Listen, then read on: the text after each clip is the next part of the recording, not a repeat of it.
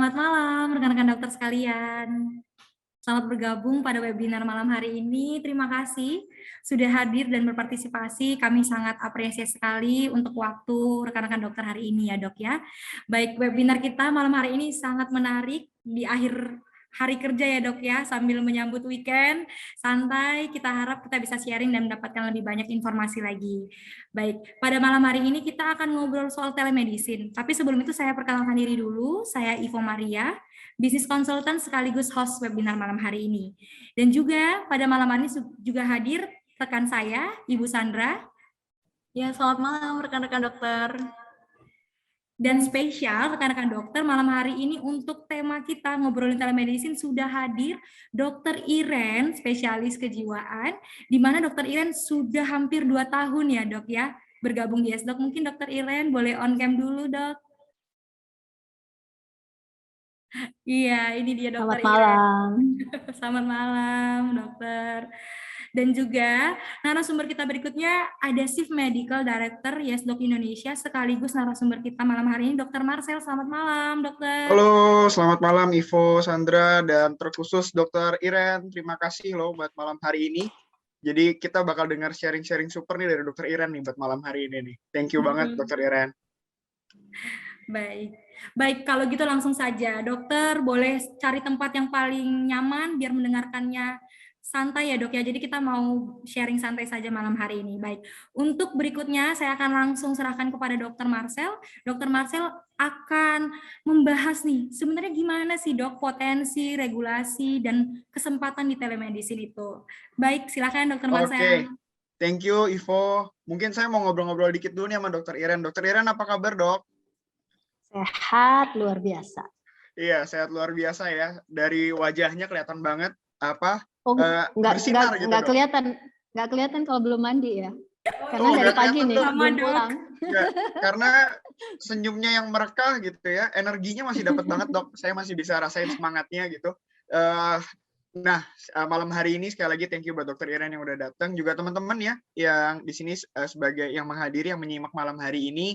Jadi malam hari ini saya mau sedikit sharing ya, kita mau ngobrolin telemedicine. Ya, jadi kenapa sih acara malam hari ini boleh ada? Jadi kita banyak dapat feedback dari teman-teman dokter yang sudah bergabung di YesDoc, atau bahkan saat teman-teman dari bisnis consultant mengajak untuk dokter-dokter bergabung ke YesDoc, ternyata masih banyak yang belum terinformasi terkait regulasi, potensi, dan kesempatan gitu ya.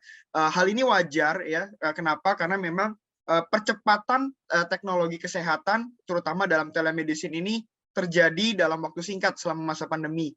Ya, dan mungkin terkait banyak sosialisasi yang masih kurang, dan malam hari ini izinkan saya berbagi ya, saya akan share screen terkait tema kita malam hari ini. Apakah layar saya sudah terlihat? Mohon konfirmasi. Sudah. Oke, sip. Ya, jadi malam hari ini dengan tema ngobrolin telemedicine ya, regulasi, potensi, dan kesempatan.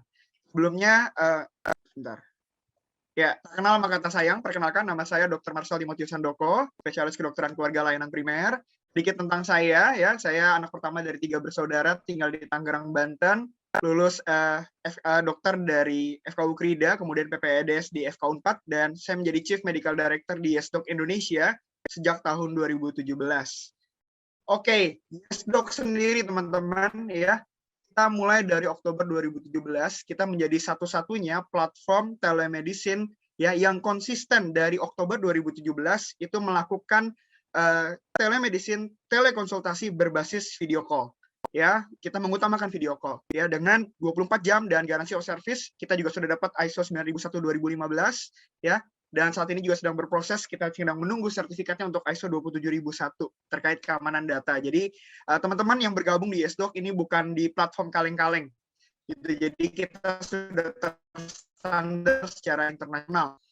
Nah, untuk sendiri saat ini kita berada dalam organisasi ya yang disebut Atensi Aliansi Telemedicine Indonesia dengan ketuanya Prof. Purnawan Junaidi ya. Itu kita adalah organisasi yang terdaftar di Kementerian Kesehatan. Jadi itu wadah bagi platform telemedicine. Bersama dengan teman-teman telemedicine yang lainnya, kita sama-sama membangun iklim digital dalam kesehatan di Indonesia. YesDoc sendiri ya, kita datang inginnya hadir sebagai solusi ya, di mana ada layanan konsultasi video call dengan dokter. Tentunya ini sangat berbeda ya, kalau hanya dengan chatting atau dengan telepon atau panggilan suara. Dengan video, mungkin nanti Dokter Iren yang lebih banyak sharing ya, banyak banget keuntungannya ya, banyak banget nilai tambahnya. YesDoc sendiri kita ada di Play Store dan di App Store ya. Semua pengguna HP di Indonesia bisa mendownload YesDoc. Kita dapat rating 4,9 dari 5 teman-teman. Dan ini bukan dari sedikit review, tapi hampir 20.000 review dari pengguna YesDoc yang puas dengan aplikasi YesDoc dan tentunya dengan dokter-dokter sekalian yang keren-keren. Ya, oke. Saya membuka dengan sekilas fakta, teman-teman. Fakta yang pertama adalah invasi dari dokter asing. Ya, saat kami memulai tahun 2017, ya, di mana telemedicine masih barang asing di telinga dokter-dokter, apalagi di masyarakat awam sebagai pasien, ya, ternyata rekan-rekan sekalian banyak platform telemedicine bukan dari Indonesia masuk ke Indonesia, bisa di-download di Indonesia, dan sedihnya adalah yang praktek bukan dokter Indonesia. Ya, ini yang salah satu yang waktu itu 2017 YesDoc mulai menjadi salah satu visi ya bagi kami ya, agar apa? Agar Indonesia, dokter-dokter Indonesia, teman-teman sekalian sejawat ini bisa bersaing gitu. Kenapa? Karena kita yakin bahwa dokter Indonesia tidak kalah hebat dibanding dokter-dokter asing. Ya. Nah, ini memang artinya kesempatan bagi setiap kita ya, apalagi makin ke sini ya. Udah bukan diam-diam lagi ya, terang-terangan rumah sakit ya atau dokter-dokter dari negara tetangga ya pasang iklan di Instagram, pasang iklan di Facebook dan muncul di profil-profil orang Indonesia ya. Nah, ini waktunya kesempatan buat kita menunjukkan bahwa dokter Indonesia juga bisa, bahkan bisa bersaing dan tidak kalah hebat. Yang kedua, rekan-rekan, fakta menarik adalah digitalisasi. Masa pandemi COVID-19 ya, ini menjadi masa percepatan di mana semua menjadi berbasis digital ya. Pandemi ya, saya masih ingat Pak Jokowi itu menyampaikan satu statement ya yang sampai sekarang kalau saya ingat teman-teman sekalian itu merinding teman-teman. Kenapa? Karena Pak Jokowi sendiri bilang dalam pidatonya bilang begini. Masyarakat Indonesia gunakan rumah sakit tanpa dinding. Wow. Buat saya ini waktunya buat kita dokter-dokter Indonesia untuk bisa maju ya dalam dunia kemajuan teknologi kesehatan di Indonesia. Ya, masa pandemi kita tahu, saya sendiri pribadi pandemi kemarin 2 tahun berjalan, saya kehilangan beberapa anggota keluarga karena COVID-19 ya. Dan saya percaya kita semua mengalami masa-masa yang tidak enak gitu, tapi hari ini kita boleh ada semua karena kebaikan dari Tuhan, dan saya percaya ini kesempatan kita dokter-dokter Indonesia untuk bisa lebih maju, memberikan yang terbaik bagi kesehatan di Indonesia. Oke, saya akan masuk ke topik dagingnya malam hari ini ya, yaitu bicara soal regulasi ya. Jadi saya akan buat bagaimana perjalanan regulasi ya, yang ternyata teman-teman sekalian ya, itu sudah ada terkait telemedicine itu dari Keputusan Menteri Kesehatan Republik Indonesia HK 0107 ya, Menkes /650/2017 ya, di mana tentang rumah sakit dan puskesmas penyelenggara uji coba program pelayanan telemedicine. Jadi kalau ditanya bicara regulasi, dari 2017 ternyata negara kita sudah melakukan uji coba. Dan dasar hukumnya, regulasinya tertuang pada HK 0107/Menkes/650/2017 ya. Mungkin kalau rekan-rekan sekalian baca browsing ya, ini memang dalam lingkup terbatas ya, dalam area ruang lingkup pelayanan juga yang terbatas ya. Kemudian kita masuk tahun 2019 ya, pemerintah mengeluarkan kembali Peraturan Menteri Kesehatan Republik Indonesia nomor 20 tahun 2019, yaitu tentang penyelenggaraan pelayanan telemedicine antar fasilitas kesehatan. Ya, jadi masih dibatasi antar fasilitas kesehatan. Terjadi tahun 2019. Mungkin ada di antara rekan-rekan sejawat sekalian yang vaskesnya, yang rumah sakitnya, yang puskesmasnya itu dilakukan ya, sudah mendapat izin ya dari Kementerian Kesehatan, di mana telekonsultasi berlangsung antara FKTP, fasilitas kesehatan tingkat pertama, dengan fasilitas kesehatan sekunder atau bahkan tersier ya, terutama pada area-area yang aksesnya susah didapat terkait dokter-dokter dengan kompetensi tertentu. 2017-2019. Namun tidak berhenti sampai di situ, Indonesia juga menyambut kemajuan teknologi kesehatan. Keluarlah regulasi yang berikutnya, yaitu keluarnya tahun 2020, rekan-rekan sekalian. HK 0102 garing Menkes garing 303 garing 2020 ya, tentang penyelenggaraan pelayanan kesehatan melalui pemantauan teknologi informasi dan komunikasi dalam rangka pencegahan penyebaran coronavirus disease COVID-19 ya. Nah, ini memang dalam payung kondisi pandemi ya. Kalau rekan-rekan sekalian baca, ruang lingkupnya ini memang pelayanan kesehatan selama bencana nasional.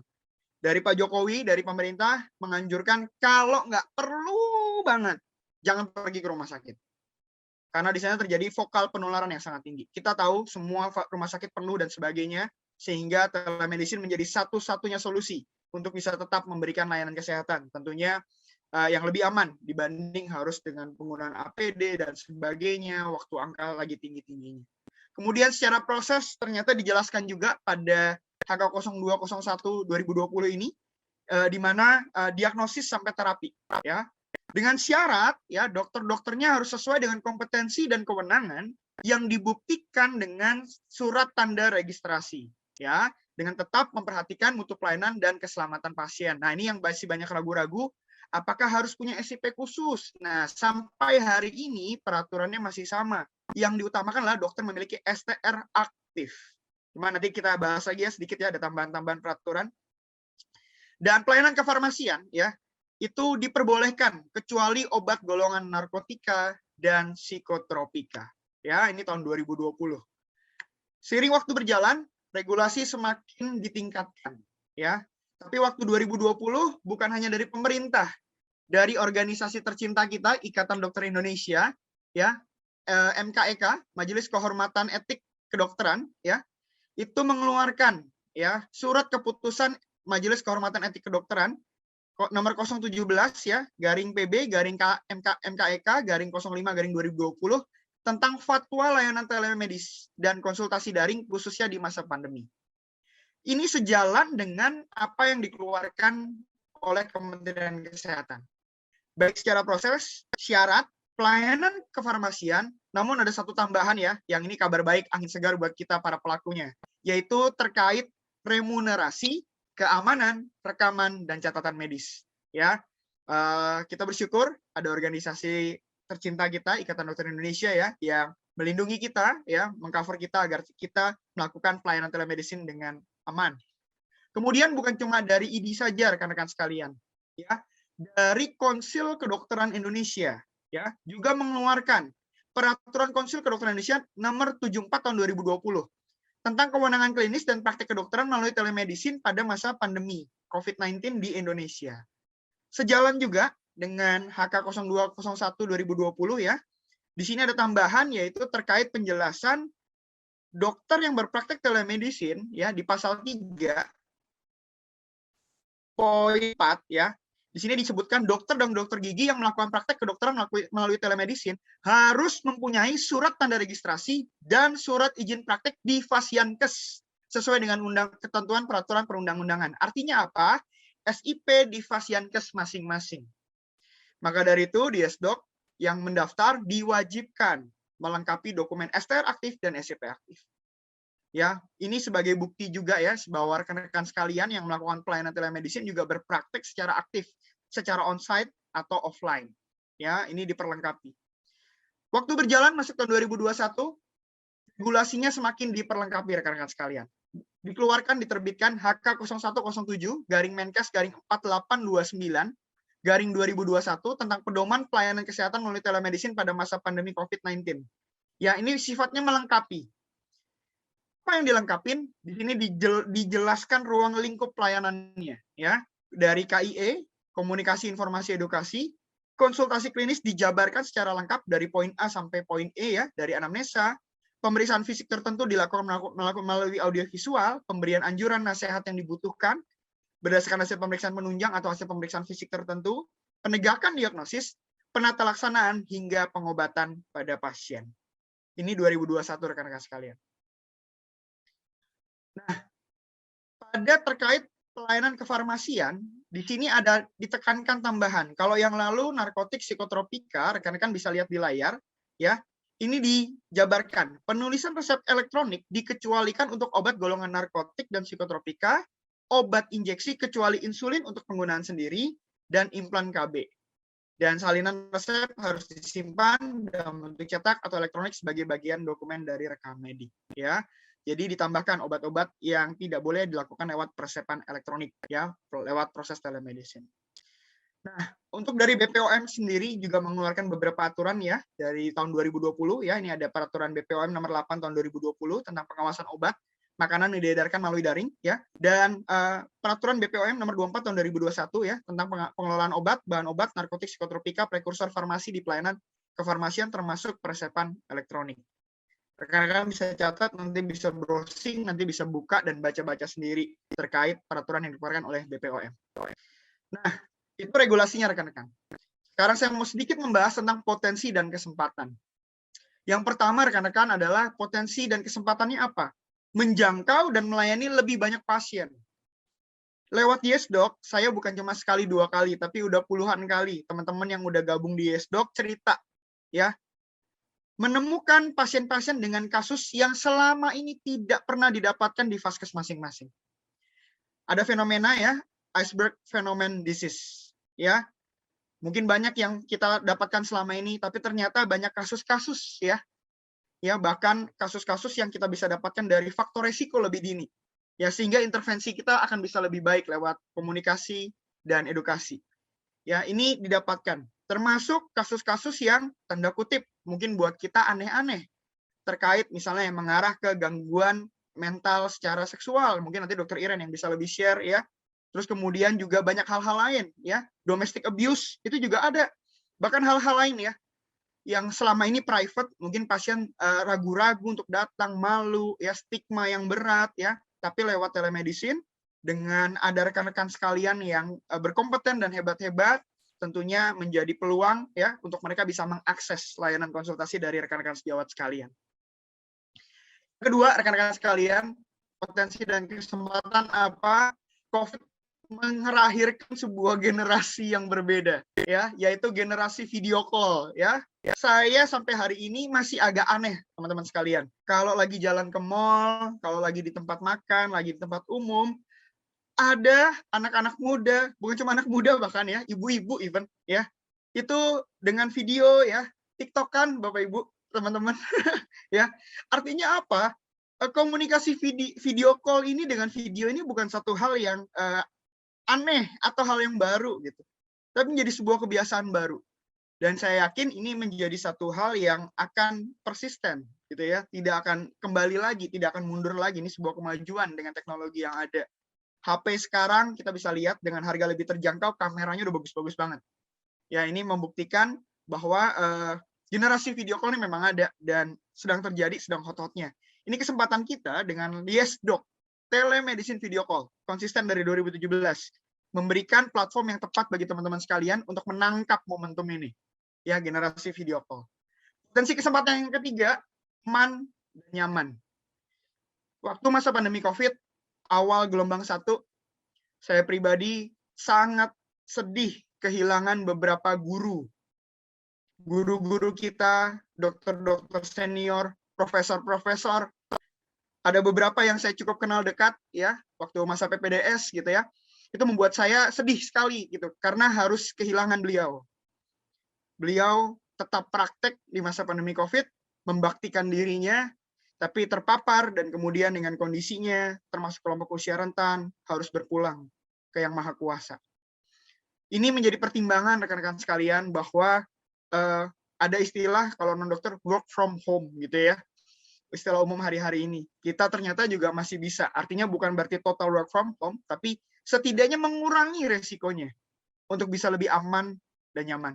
Ini potensi dan kesempatan yang harus kita tangkap. Yang keempat, kemajuan teknologi kesehatan.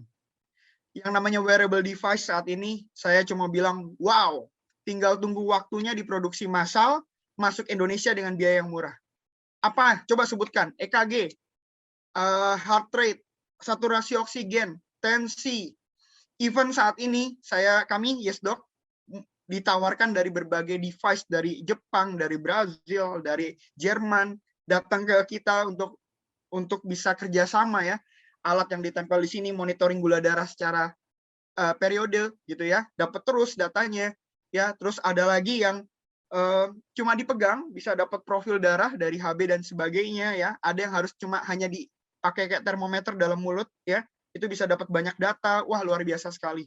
Ini kemajuan yang nggak bisa dibendung ya, dan makin ke sini akan makin maju, ke depannya kita akan makin lihat maju, dan telemedicine menjadi sebuah jembatan. Kenapa? Karena alat-alat pemeriksaan tersebut perlu diinterpretasikan, dikaitkan dengan kondisi klinis dari pemeriksaan fisik, dan itu adalah kesempatan teman-teman sekalian sangat diperlukan untuk bisa hadir dan membantu masyarakat dalam penggunaan teknologi kesehatan. Yang berikutnya, yang last but not least, ya, pendapatan tambahan dengan fleksibilitas. Atau mungkin saya punya pakai istilah kekinian, entrepreneurship dokter. Satu fakta menarik, ya, banyak rekan-rekan sekalian yang mungkin sudah mulai memasuki usia pensiun gitu ya, sehingga apa tadi ilmunya mungkin udah mulai jarang dipakai dan sebagainya. Ini kesempatan, tetap di rumah, tetap aman, tapi tetap bisa melakukan layanan telekonsultasi. Terkait teknologi tentunya banyak opsi, bisa punya asisten generasi milenial ya, atau saya juga masih ketemu ya beberapa profesor-profesor senior yang masih update dengan teknologi, bahkan saya kalah update dari beliau. Gitu ya, banyak sekali dokter-dokter senior yang sangat update dengan teknologi ya. Ini jadi kesempatan ya. Dan tidak dipungkiri juga banyak dokter ya yang punya usaha sampingan dan akhirnya usaha sampingannya lebih sukses daripada profesi dokternya. Ya, saya punya rekan dokter ya yang punya sekolah musik, punya supermarket hampir ratusan di seluruh Indonesia gitu ya. Jadi tentunya ini menjadi kesempatan untuk apa? Untuk tetap bisa membaktikan diri keilmuannya dengan apa? Dengan platform telemedicine YesDoc. Ya, jadi nggak hilang begitu saja. Kenapa? Karena kalau rasio dokter di Indonesia masih kurang. Ya, jadi dokter-dokter yang udah jadi hampir jadi pengusaha-pengusaha sukses gitu ya. Ayo gabung YesDoc gitu. Kenapa? Karena biar bisa tetap digunakan ilmunya untuk membantu banyak orang. Dan poin yang ketiga, saya sedikit berbagi soal tips sukses ya, ada 4 poin saja ya.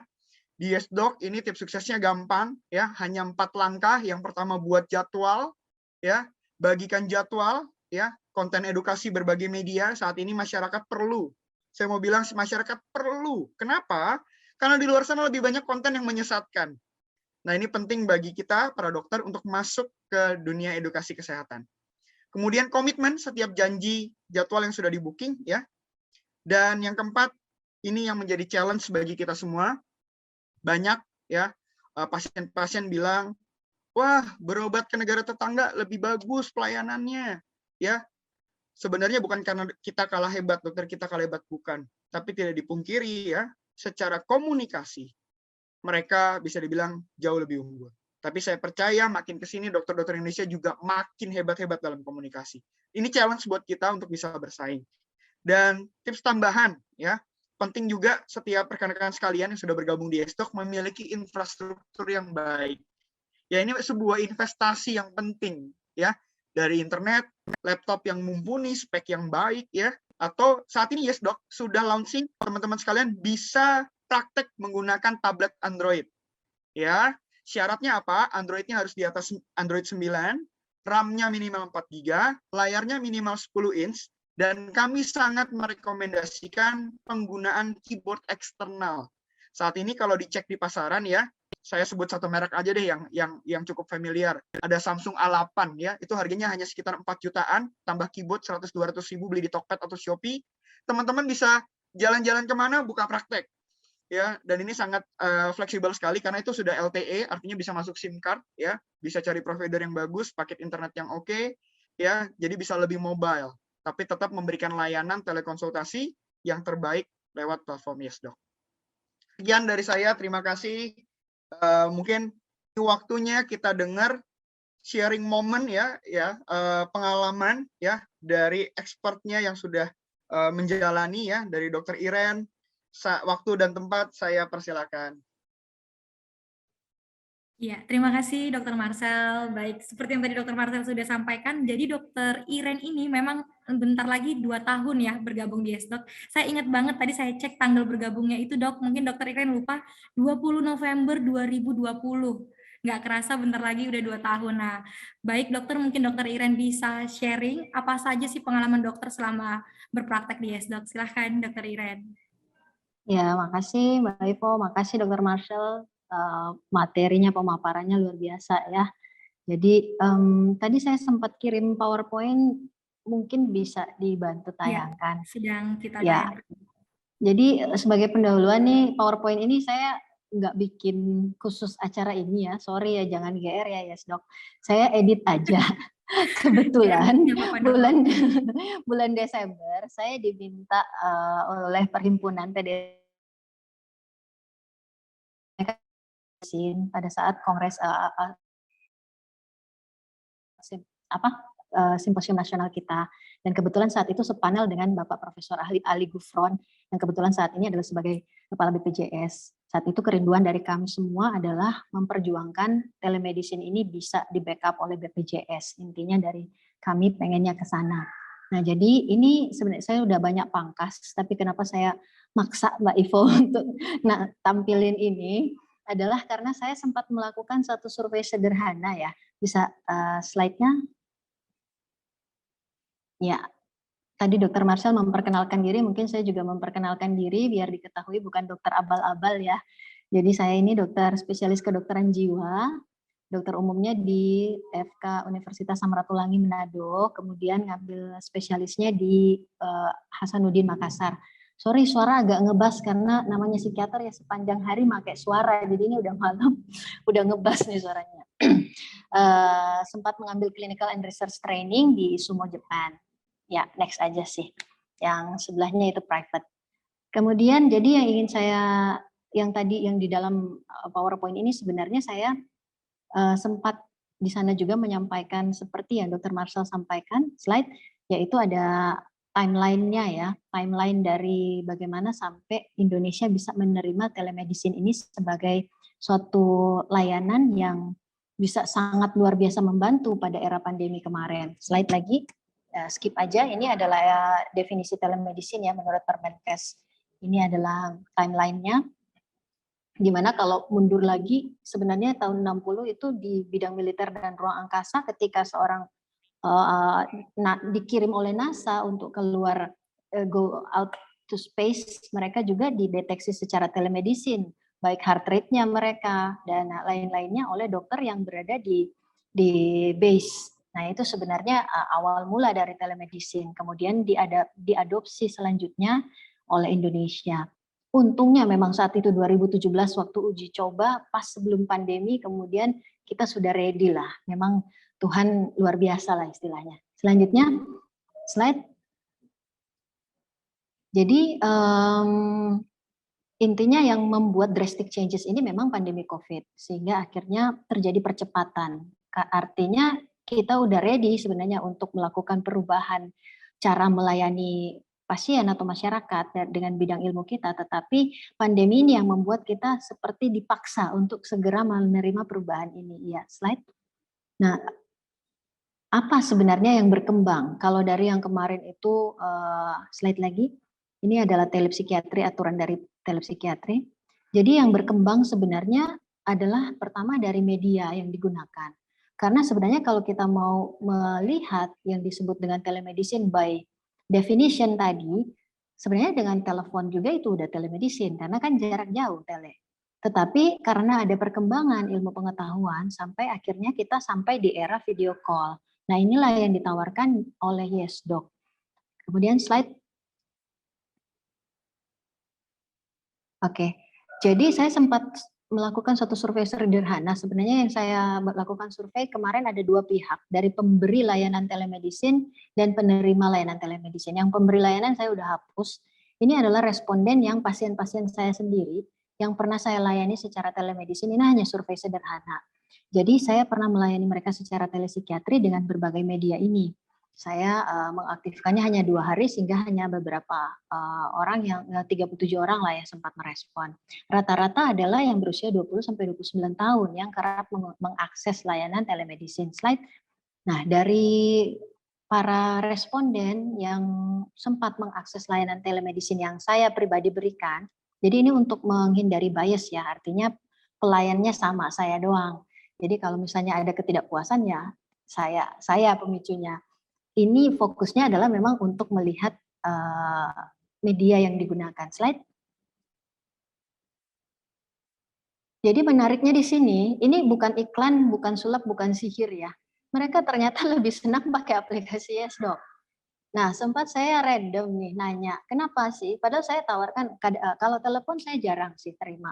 Tapi kalau misalnya saya tahu pasien ada kecenderungan suicidal, saya harus angkat. Kemudian ada saya juga, saya harus cantumkan ini AIDO ini karena saya melayani di Siloam. Nah, Siloam itu memang secara institusi berrelasi dengan aplikasi yang ini. Jadi YesDoc benar-benar dari pribadi saya sendiri. Nah, kenapa mereka memilih YesDoc? Saya sempat random menanyakan, karena menurut mereka bahwa aplikasi ini bisa membuat mereka istilahnya tahu dengan tepat kapan mereka harus ketemu dengan dokter, sehingga mereka bisa mengatur waktunya mereka. Dari 3 orang yang saya sampaikan, yang tanyakan, pasiennya responnya seperti itu. Slide lagi. Nah, 3 alasan utama mereka mengakses layanan telepsikiatri atau telemedicine di bidang psikiatri, kebanyakan melanjutkan terapi rutin. Seperti tadi Dr. Marcel sampaikan bahwa kita nggak bisa ngeresepin psikotropik melalui telemedicine. Sehingga memang saya pribadi melakukan telemedicine ini adalah untuk melanjutkan terapi rutin pasien yang udah stabil. Karena saya memiliki SIP di tempat saya bekerja, jadi saya mengevaluasi kondisi pasien secara jarak jauh, tetapi pasien sudah nggak ketemu saya lagi untuk mengambil resep di rumah sakit atau bidang farmasi yang tempat saya bekerja. Jadi meminimalisir kontak, atau rumah sakit atau farmasi tempat saya bekerja itu mengatur layanan kirim. Jadi artinya itu bukan langsung oleh pihak yang menyediakan layanan telemedicine, tapi benar-benar merupakan suatu peresepan yang resmi dari Vaskes tempat saya melayani. Nah, ada juga yang menyatakan tinggal jauh dari pelayanan psikiater terdekat. Saya pernah dapat klien melalui YesDoc ini dari NTB, Waikabubak. Dan puji Tuhan setelah beberapa kali kontrol saya nggak ngirim obat ke sana. Tapi saya menganjurkan dia untuk ketemu neurolog setempat untuk minta resep obat. Dan untungnya neurolognya sangat bisa berkomunikasi dengan baik. Dia melihat catatan SOAP saya di rekam medis YesDoc, sehingga dia bisa merespon dan membantu meresepkan obat. Dan saat ini pasiennya sudah pulih karena dia dalam kondisi depresi dengan gejala psikotik. Pada saat itu saya terapi jarak jauh dengan cara tersebut, yaitu saya bekerja sama dengan dokter setempat di daerah itu. Jadi untuk psikiater sama neurolog kan lumayan masih mirip, masih dekat. Ada juga yang saya dapat pasien yang di Jakarta, saya anjurkan untuk mencari dokter yang bisa bertatap muka langsung. Karena jadi saya hanya membantu dia untuk mengevaluasi gejala, kira-kira dia membutuhkan apa benar dia butuh psikiater atau mungkin dokter spesialis lainnya. Nah, yang lainnya mengatakan alasan utamanya adalah katanya lebih mudah, praktis. Tapi tentu saja kita dibatasi oleh regulasi sehingga nggak bisa mau-maunya pasien. Apalagi mereka yang khusus dalam bidang keilmuan saya, dok minta alprazolam dong, ya nggak bisa seperti itu. Pengen mudahnya tapi kita tetap harus waspada. Selanjutnya, slide. Nah, kenapa YesDoc ya, ini saya tadi bilang bahwa pertama, metode pelayanan melalui video call ini adalah yang paling menyerupai ketika kita akan melayani pasien secara lega artis. Artinya, kita bisa melakukan anamnesis, kita juga bisa melakukan pemeriksaan melalui inspeksi, kita juga bisa melakukan membuat suatu diagnosis atau DDDD, dan melalui YesDoc ini, mereka dari awal saya sudah menggunakan, saya tertariknya karena mereka pakai ICD. Mereka pakai ICD. Sehingga ini benar-benar sangat membantu kita untuk menemukan kode diagnosis yang tepat, yang bisa yang istilahnya ada dasarnya untuk membuat pasien merasa lebih aman ketika kita memberikan diagnosis. Misalnya dari saya bilang, oh Bapak Ibu depresi, ya depresinya yang apa? Seperti itu. Jadi ini sekali lagi ini merupakan DD aja, karena memang untuk melakukan diagnosis, apalagi dari segi psikiatri, kita harus beberapa kali melakukan wawancara baru bisa ada definitif diagnosisnya. Nah, kemudian melalui video call ini juga selanjutnya yang alasannya adalah sistem administrasinya. Awal-awal nih, saya spill aja, awal-awalnya saya masih kena potong pajak dulu. Masih kena sistem yang dipotong pajak tuh kemarin. Nah, sekarang udah nggak ada potong pajak, tapi mungkin ya teman-teman bisa laporkan sendiri atau gimana. Tapi yang pasti sistem administrasinya jelas. Awal-awalnya memang sudah by default dia per bulan, tiap tanggal 5 saya ingat persis. Sampai waktu ada perubahan sistem manajemen saya sempat protes. Loh kenapa saya menunggu tanggal 5 kok belum ada duitnya ya, kirimannya ya dok. Ternyata mereka udah mengubah sistem, saya nggak sempat merhatiin bahwa bisa dicairkan mingguan kalau nggak salah ya, bisa juga setiap kali konsultasi, tapi saya lebih prefer bulanan, jadi saya tetap pada sistem bulanan. Selain itu pengaturan tarif dan jasa juga itu sangat mudah ditetapkan. Saya nggak spill nama, tetapi ada beberapa mungkin platform lain yang membatasi range. Nah ini kesulitan buat kami psikiater. Kita ngomongnya banyak dan ngomong kita bukan cuman istilahnya konsultasi, sekedar konsultasi, tetapi dalam omongan itu kebanyakan sudah bersifat terapeutik, sehingga harga konsultasi itu sudah harga obat sebenarnya. Sehingga kalau menggunakan YesDoc, kita bisa mengatur sesuai dengan berapa yang kita tahu, yang sesuai dengan keilmuan atau jasa psikoterapi yang kita berikan melalui layanan ini. Dan yang terakhir adalah pencatatan rekam medisnya itu yang memang tercatat dengan artinya bahkan diberikan waktu supaya dokter disiplin. Jadi kita berlatih tuh supaya di rumah sakit maupun di klinik juga kita nggak abai. Tiap kali habis konsultasi pasien wajib bikin SOAP ya. Di YesDoc kita wajib, kalau nggak dibayarin. Selamat malam. Jadi biar Anda udah selesai berbusa-busa ngomongnya udah banyak, tetapi habis waktu nggak bikin rekam medis, goodbye duit Anda. Jadi saya pikir kira-kira itu saja sih dari saya. Tidak ada gading yang nggak retak. Saya sudah hampir 2 tahun di YesDoc. Saya banyak protes, mohon maaf. Saya banyak kasih masukan, tapi sampai saat ini saya bukan karena di endorse ya, bukan karena dibayar. Sorry bayarannya, nggak usah dihitung bayarannya. Tetapi memang karena saya menggunakan layanan ini dan sangat membantu pelayanan saya sebagai seorang tenaga medis, khususnya sebagai psikiater. Saya pikir itu aja dari saya. Makasih, saya kembalikan ke Mbak Ivo. Terima kasih banyak. Kita boleh tepuk tangan dulu untuk Dr. Iren. Insightful banget ya dok, walaupun dadakan PPT-nya ternyata saya tercerahkan sekali ya. Rekan-rekan dokter yang lain pasti juga begitu. Baik, untuk selanjutnya rekan-rekan dokter, kita masih ada waktu untuk sesi Q&A. Silahkan menuliskan pertanyaan di kolom chat. Sebelumnya kita akan tayangkan dulu satu iklan testimoni dari rekan-rekan dokter YesDoc lainnya. Silahkan.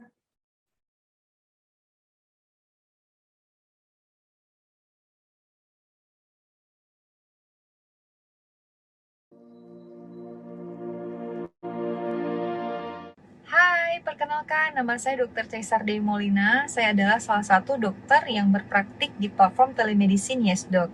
Sudah selama kurang lebih setengah tahun ini, saya aktif menjawab konsultasi-konsultasi pasien di aplikasi platform telemedicine YesDoc melalui video call.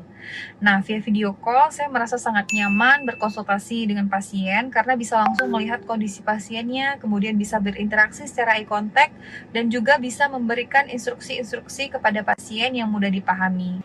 Halo Sobat YesDoc, salam kenal dari saya Dr. Ludi Panata dari Klinik Kasih Karunia Surabaya. Terima kasih telah mengajak saya untuk bergabung di aplikasi YesDoc. Adapun kelebihan dari aplikasi YesDoc terhadap pasien adalah pasien bisa berkonsultasi ke dokter kapan saja, di mana saja, tanpa harus antri di fasilitas kesehatan. Dan obat-obatan sudah tersedia di apotek-apotek rekanan YesDoc. Sedangkan kelebihan untuk dokter itu sendiri adalah dokter itu dapat berpraktik juga sama di mana saja, kapan saja. Dan wawasan dari dokter itu sendiri dapat bertambah karena kasus yang ditangani semakin beragam. Perkenalkan, saya Dr. Dika. Selama saya bergabung dengan YesDoc, saya mendapatkan beberapa keuntungan. Salah satunya, menggunakan YesDoc bagi dokter itu lebih fleksibel. Kita bisa melakukan konsultasi di mana saja dan kapan saja. Contohnya saya sekarang berada di Swedia. Saya tetap bisa melakukan konsultasi walaupun saya sedang berada di luar negeri.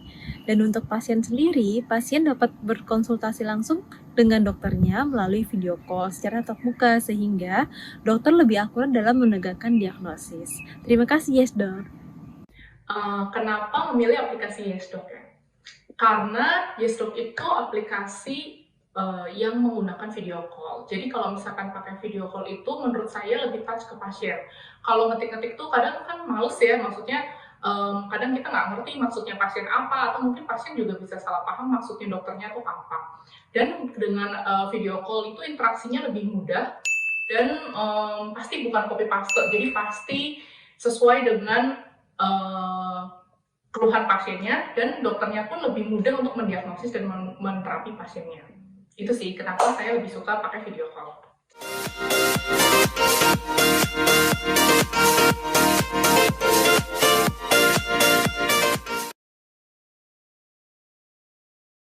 Ya, baik. Nah, ini ada dua tempat ya, ada pertanyaan yang sudah masuk dalam kolom Q&A dan juga kolom chat. Ya, saya akan sampaikan dulu yang di kolom Q&A ya, rekan-rekan dokter lainnya boleh mungkin ada kegundahan, boleh langsung diketikkan saja mumpung ada Dokter Iren dan Dokter Marcel malam hari ini. Pertanyaannya ini dari Anonymous Attendant, ini nggak dikasih tahu nih namanya. Selamat malam Dokter Iren, minta tips dan triknya dong bagaimana caranya dokter membagi link ke pasien-pasien sehingga dokter bisa mempunyai pasien dari luar daerah. Silahkan dokter.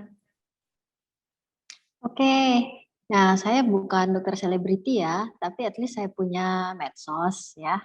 Kalau dari psikiater banyak tuh yang lebih selebriti ya, ada dokter Adri ya, pasti semua kenal lah.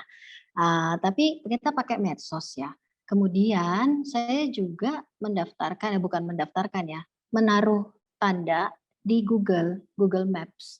Jadi itu mempermudah mungkin ketika orang mengetik keyword di Google, mau cari misalnya psikiater. Nah, luar daerah iya, tapi mungkin yang seputaran kita ya bisa mengakses. Misalnya kayak tadi NTB. NTB mungkin yang muncul adalah daerah Bali, karena NTT juga nggak ada psikiaternya. Yang muncul adalah Bali, yang dekat-dekat, dan ya mungkin Sulawesi juga muncul. Jadi kalau terkait yang kemarin itu yang sampai dari luar daerah bisa ngeklik saya, itu saya nggak tahu persisnya dia dapatnya dari mana. Tapi yang pasti saya bagi linknya adalah pertama dari Google Business. Dulu ada Google Business ya, sekarang udah gabung sama Google Maps sih, udah nggak ada Google Business. Kemudian ada Instagram, tentu saja saya nggak main Facebook lagi, Facebooknya udah private. Kemudian ya saya pikir itu aja sih. Sambil kita membangun relasi tentu saja dengan teman-teman dokter umum yang bertugas di luar-luar daerah, sehingga ketika teman-teman dokter umum PTT atau internship atau yang mana mereka tahu bahwa oh bisa diakses layanannya melalui YesDoc, mereka akan mempromot ke pasien-pasien mereka, coba nih buka untuk ketemu sama dokter ini, teman saya nih gitu misalnya. Jadi itu salah satu metode juga untuk membagi link Anda. Jadi buka jaringan seluas-luaslah dengan teman-teman Anda di mana saja di seluruh Indonesia. Jangan ketika lulus langsung melulu praktek di satu ruangan yang ukurannya 4x4, nggak keluar-keluar, nggak bergaul lagi ya. Apalagi sekarang zaman dengan pencet jari aja kita sudah bisa ketemu kok. Saya kira itu sih tipsnya dari saya. Iya, terima kasih. Oh ini terima kasih Dokter Iren, salam dari Morotai. Morotai ya dok ya bacanya. Gimana itu saya nggak tahu ya. Nah, ini ada pertanyaan selanjutnya dokter. Sebelum ke pertanyaan ini dok, mungkin dokter boleh sharing pasien paling jauh yang pernah dokter temui selama berpraktek di YesDoc itu dari mana dok? Selain tadi NTB ya dok ya? Kalau yang paling jauh memang si NTB, rata-rata seputaran, karena tadi yang saya bilang kebanyakan saya pakai platform YesDoc untuk follow up pasien. Jadi tidak mentargetkan yang jauh. Tetapi ya saya yang herannya juga yang dari Jakarta yang notabene di sana banyak psikiaternya masih ngeklik juga saya, tapi karena memang kan nggak keluar daerahnya saya dari mana, jadi lihat aja mungkin barangkali ratingnya atau mereka lihat bahwa kan di situ bisa dilihat dokternya udah sukses melayani berapa pasien. Jadi mungkin itu juga yang teman-teman harus tetap jaga kredibilitasnya supaya tetap bisa tampil dengan baik. Dan ya itu tadi antara lain YesDoc juga ngajar kita untuk meskipun kita prakteknya jarak jauh, jangan kita nggak menghargai pasien dengan cara berpakaian sembarangan. Itu berpakaian sembarangan itu kan berarti kita nggak menghargai orang yang kita jumpai. Walaupun kita di rumah mungkin bawanya celana pendek kan pasien nggak tahu, atasnya pakai aja jas. Jangan bilang-bilang ya, ini kan close ya. Kita Nggak, aja ya, artinya Dok. kita menghargai mereka yang melihat Betul. kita dengan nggak perlu make up-an atau apa, tapi paling tidak kita rapi, penampilannya profesional, itu akan membuat pasien jauh, udah sembuh 50% lah baru ngobrol sama dokternya. Oke, baik. Terima kasih, Dok. Ini pertanyaan selanjutnya, Dok. Ada pertanyaannya, kalau lagi jalan-jalan ke luar negeri, apa bisa tetap melayani konsul? Pernah punya pengalaman, Dok? Selama pandemi kan belum pernah keluar negeri ya. Mungkin ini Jadi kali Ivo ya. kalau saya pribadi belum. Silakan, jadi, Dok. mungkin saya yang bantu jawab nih untuk hal yang ini. Jadi rekan-rekan sekalian ya, ini apalagi ya Dok, udah mulai ya simpo-simpo ya, sekalian jalan-jalan ya. Jadi buat rekan-rekan sekalian yang memang udah punya pasien rutin kontrol gitu ya, jangan khawatir ya, walaupun mungkin harus simpo 3-4 hari plus extend sekalian liburan gitu ya. Ini banyak banget nih simpo-simpo, saya lihat udah listnya sampai akhir tahun luar biasa ya. Bahkan banyak event-event dari internasional ya untuk tahun ini menyelenggarakan di Indonesia.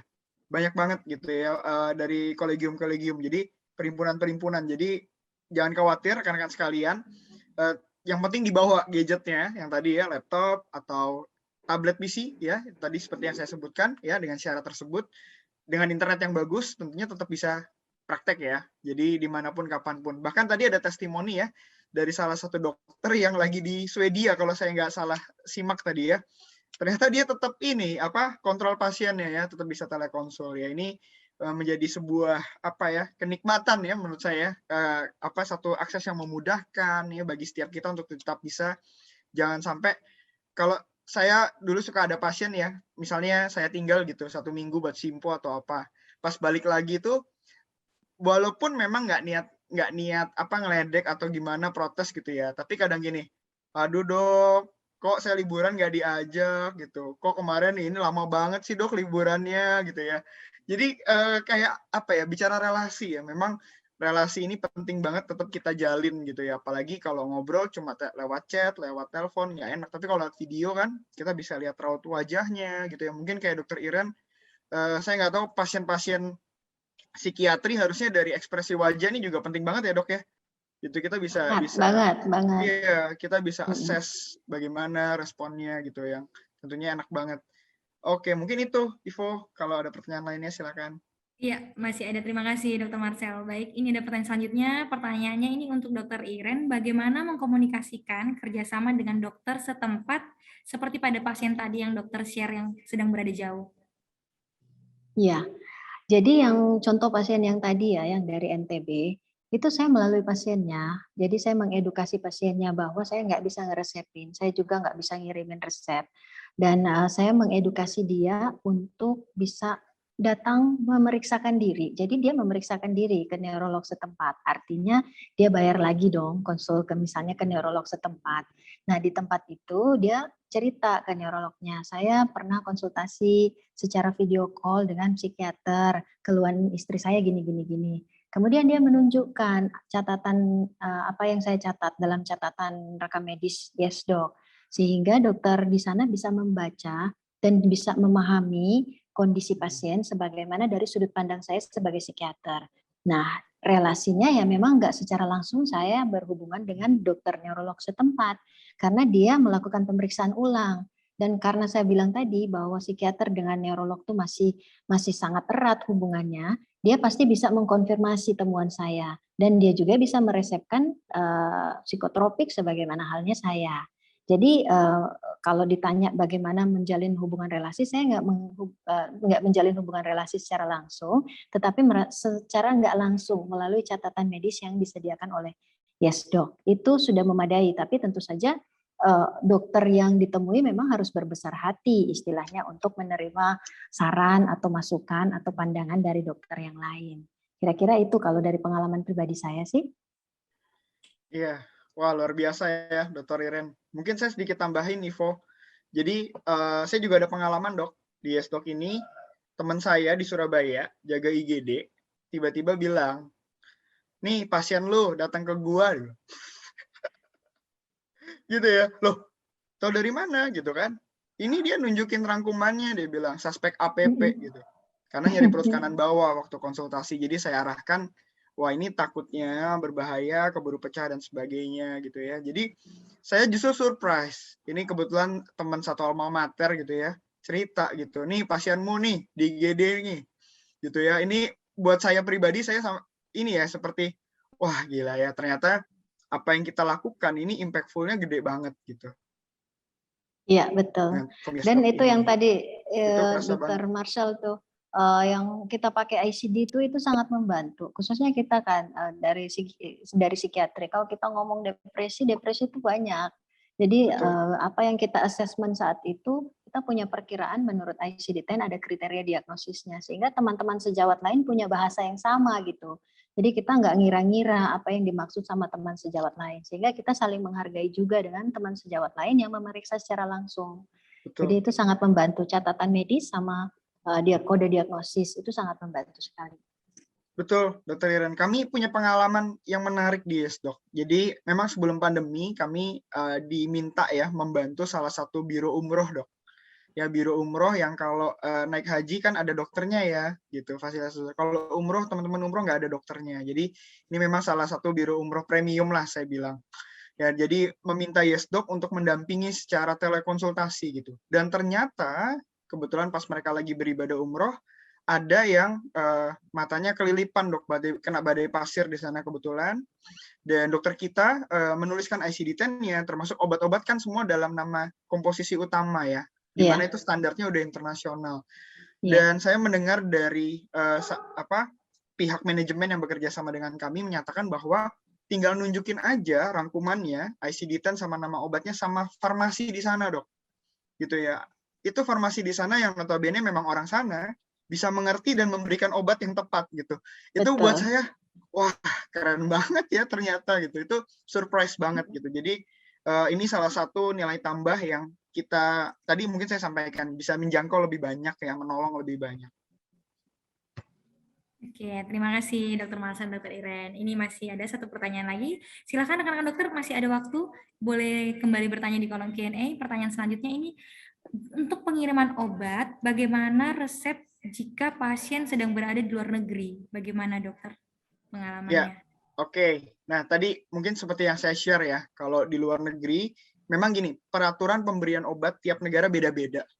Ya, jadi tentunya kembali lagi kita pun dokter Indonesia kita nggak begitu paham apakah di sana obat A boleh dan sebagainya. Tentunya kita menuliskan berdasarkan standar kita ya.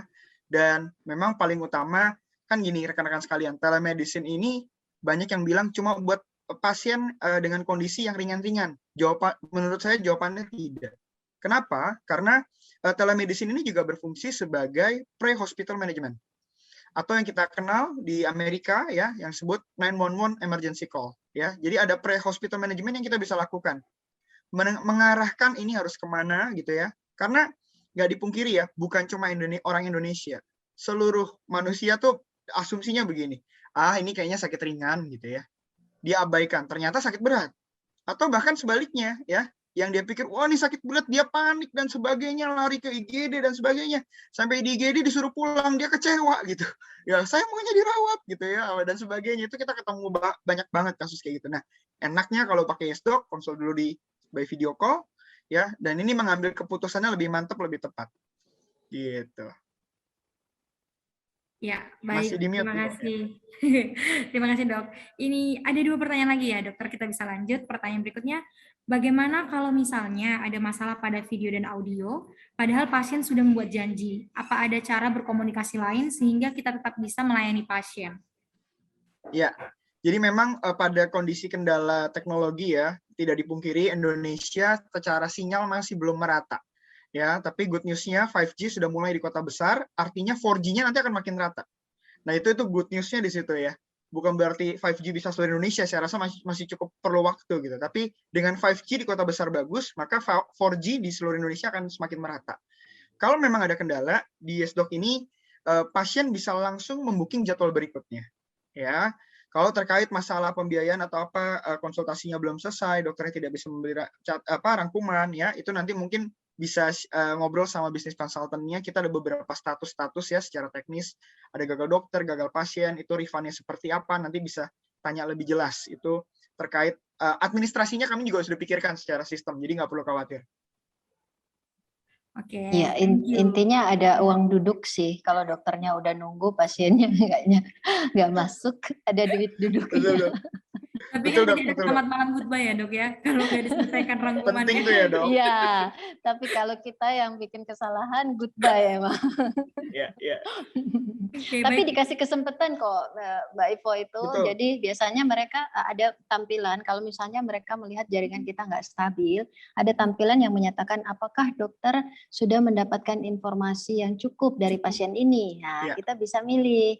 Kalau Betul. memang belum cukup, kita bisa melanjutkan misalnya dengan selanjutnya. Saya belum pernah sih belum cukup, karena biasanya kalau misalnya itu terjadi, saya pada saat itu pasien yang bersangkutan adalah yang biasa saya follow up, saya kontak lewat by WA. I'm sorry, saya jaringannya kayaknya nggak bagus nih.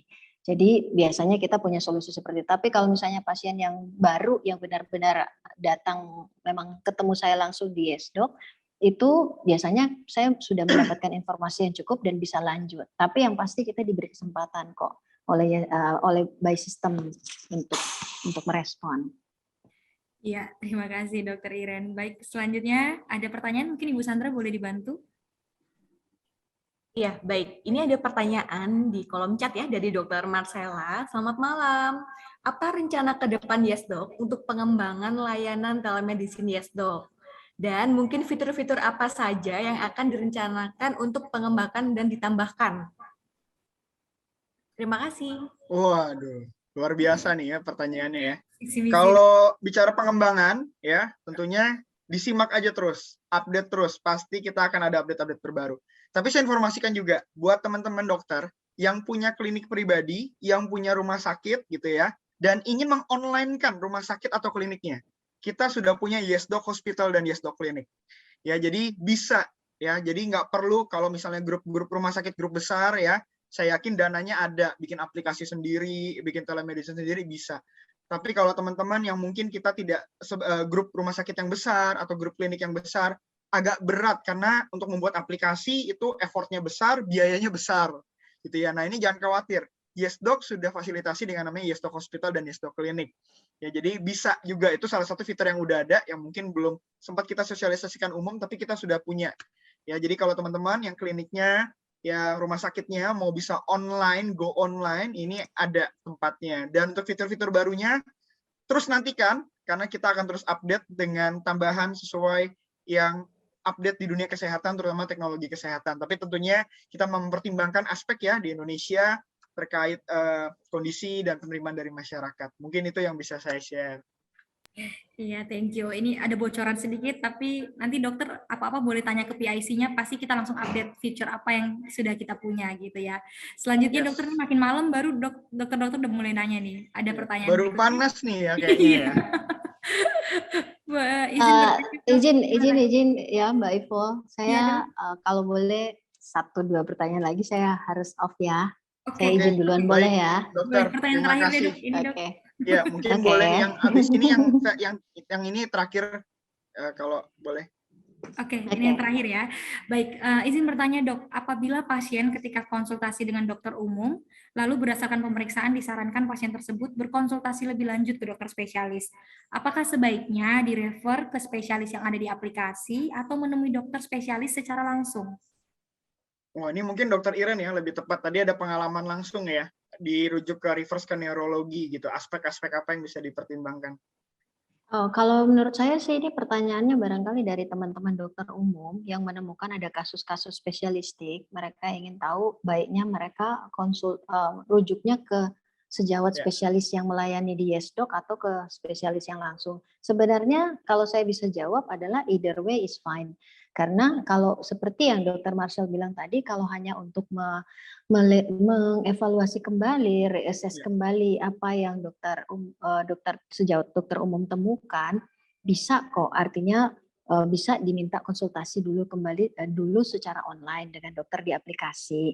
Kalau memang sudah terkonfirmasi, karena istilahnya gini, kalau memang ke dokter spesialis, kebanyakan harganya masih jauh lebih ekonomis kalau cuma tanya-tanya dulu melalui YesDoc ya, ketimbang langsung ketemu dokter spesialis di tempat prakteknya atau ke rumah sakit, tentu saja lebih besar biaya yang dibutuhkan. Itu pun kalau misalnya ternyata setelah ke situ konsultasi, oh bukan ke saya, harus ke dokter spesialis yang ini. Nah, double nih jadi bayarnya.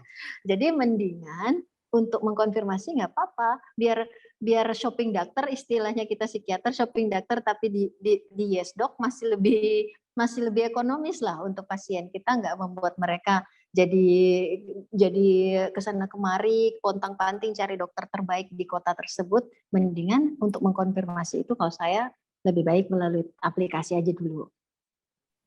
Oke, terima kasih dok. Tadi dua pertanyaan terakhir ya dok, berarti masih ada satu lagi ya dok ya. Boleh, ya, dok? tapi mungkin Ivo kalau saya lihat di kolom pertanyaan ini banyak lebih ke teknis-teknis aja. Kalau memang Dokter Iren ada kegiatan lain, tentunya boleh dok, kami berkenan. Mungkin boleh ambil foto dulu sebentar sebelum ada beberapa pertanyaan terakhir. Nanti saya akan jawab ya, banyak lebih ke teknis. Gitu. Mungkin boleh ditolong Ivo atau Sandra, kita ambil foto. Saya ambil fotonya ya dok ya, kita bisa gaya bersama nih dok. Dokter yang lain boleh ikut senyum aja ya walaupun kan. 1, 2, 3. Nggak kerasa ya dok ya? Mau sekali lagi dok? Ya, 1, 2, 3. Ya, baik, terima kasih dokter. Oke, terima kasih banyak ya teman-teman waktunya. Semoga diskusinya makin bermanfaat dan makin malam makin hebat lah. Sukses buat YesDoc sama teman-teman semua yang bergabung di YesDoc ya. Selamat malam. Ya. Wah, ini teman-teman jangan live dulu karena kita mau sedikit lanjut ya. Beberapa pertanyaan, silakan Ivo. Iya baik, ini berarti boleh silakan langsung dilanjutkan pertanyaannya. Pertanyaan berikutnya ini dok. Dok maaf, apakah nanti akan diluncurkan versi Android yang di handphone? Oke, jadi untuk saya informasikan bahwa YesDoc mengharuskan dokter berpraktik menggunakan layar yang besar. Kenapa? Karena kita memberikan ekosistem. Yaitu apa? Dalam satu layar dokter menyaksikan video, riwayat pasien, dan pencatatan. Jadi kalau jawabnya sampai saat ini belum ada perencanaan untuk bisa praktik dari handphone. Kenapa? Karena kita mewajibkan kondisi tersebut untuk memastikan dokter bisa optimal dalam memberikan layanan telemedicine secara video call. Begitu. Oke, thank you dokter. Semoga menjawab pertanyaannya ya. Lanjut ini dari dokter Francisca Luciana. Pertanyaannya malam dok, bila dalam praktek pribadi saya, ada praktek saya dokter umum dan suami saya dokter spesialis anak, dan ingin online-kan klinik saya, apakah suami saya harus masuk ke YesDoc juga? Yes, jawabannya betul. Harus bergabung di YesDoc, dokternya harus punya akun YesDoc, nanti kliniknya baru didaftarkan ke YesDoc Klinik. Nanti tolong Ivo dicatat, ini Dr. Francisca Luciana, bisa dibantu untuk kliniknya bisa dimasukkan ke YesDoc Klinik. Oke. IC-nya saya ini dok, saya langsung note dok. Waduh, mantap Pak. Oke. Klinik apapun bisa ya, karena prinsipnya gini, apapun tipe kliniknya pasti perlu konsultasi, gitu ya. Nggak ada hal-hal yang perlu konsultasi terlebih dahulu. Jadi mau klinik kecantikan, mau klinik hemodialisa ya, pas hemodialisa konfirmasi lagi kondisi ada apa-apa, nggak harus datang-datang lagi ya. Itu semua bisa, semua jenis klinik bisa bergabung ke YesDoc Klinik. Oke, thank you dokter. Nanti dilanjutkan oleh Ibu Sandra. Baik, selanjutnya ada dari Dr. Gunawan Wibisono. Mohon izin bertanya kepada dua narasumber. Ya, tinggal Dr. Marcel. Dibandingkan platform telemedicine lain, apa kelebihan YesDoc? Terima kasih. Ya, nah tadi mungkin kalau kelebihan Dr. Iren udah sempat share ya, bahkan bikin slide-nya ya. Dari mini survei yang dia lakukan, banyak yang lebih memilih YesDoc. Yang pertama karena video call, ya. Yang kedua karena sistem administrasi yang jelas. Ya, yang ketiga karena waktunya jelas, bisa pilih dan sebagainya, penentukannya enak gitu ya. Dan yang ketiga tadi ada catatannya. Ya, dan catatannya kita berbasis standar internasional, ya. Kalau dari saya pribadi ya, dari awal kami membangun YesDoc, kita fokusnya pada konsultasi video. Dan kita konsisten dari 2017 tidak pernah menurunkan konsultasi video kami. Rekan-rekan yang lain, platform yang lain, ada yang videonya kok Dr. Marcel? Betul. Ada yang munculkan konsultasi videonya, tapi kadang hilang, muncul lagi gitu ya. Saya nggak tahu apakah apa problem sih di belakangnya, tapi saat ini untuk YesDoc memang kita fokusnya pada konsultasi video. Ya, kami tahu masih banyak kekurangan, tapi kami akan terus perbaiki terus ya, dan memberikan yang terbaik untuk rekan-rekan sejawat sekalian untuk bisa memberikan yang terbaik lewat platform telemedicine YesDoc. Ya, baik. Terima kasih banyak, Dr. Marcel. Sepertinya untuk di kolom Q&A sudah habis ya. Kita mungkin boleh mendekati ke sesi akhir kita sebelum kita berpisah malam hari ini. Dr. Marcel mungkin boleh sharing bagaimana sih harapannya setelah kita webinar malam hari ini. Mungkin dokter-dokter bisa mendapatkan insight baru nih, Dok. Ya, menjawab banyak teman-teman dokter yang masih ragu-ragu, masih bingung gitu ya, soal regulasi dan sebagainya. Ini regulasinya udah jelas, bahkan saya mewakili YesDoc bersama Atensi ya, kami sudah dalam minggu depan ada rapat kedua terkait regulasi telemedicine ya, yang akan difikskan ya sebagai peraturan yang resmi dalam memayungi fasilitas atau layanan telemedicine yang dilakukan oleh dokter di Indonesia. Jadi dalam waktu dekat semoga doakan, dukung ya peraturannya yang akan keluar, bukan hanya terkait dalam kondisi pandemi. Gitu ya. Jadi kalau ditanya angin segarnya ini segar banget gitu. Ya, jadi ayo kita sambut ya, kita ikut momentumnya, kita ikut gelombangnya, tapi tanpa mengurangi ketelitian kita, kecermatan kita, batasan-batasan dalam melakukan layanan telemedicine. Ya, saya mengutip mungkin ya yang disampaikan waktu Muktamar IDI di Aceh yang lalu ya, disampaikan bahwa ini telemedicine menjadi sebuah keniscayaan sebagai pelengkap. Ya, kita biasanya ya kalau pesan nasi goreng ya maunya yang paling lengkap, pakai telur gitu ya. Kalau pakai telur lebih spesial, lebih enak rekan-rekan sekalian. Jadi tentunya memberikan layanan yang lebih lengkap ya, itu akan jauh lebih baik gitu ya. Artinya kita bisa menjangkau, menolong pasien lebih banyak. Mungkin itu yang bisa saya sampaikan. Terima kasih sekali lagi. Ya, terima kasih Dr. Marcel. Ya, kalau sudah ditutup oleh Dr. Marcel, ini tandanya kita sudah di akhir sesi. Sekali lagi, kami mengucapkan banyak terima kasih untuk waktu dan kehadiran dari rekan-rekan dokter sekalian.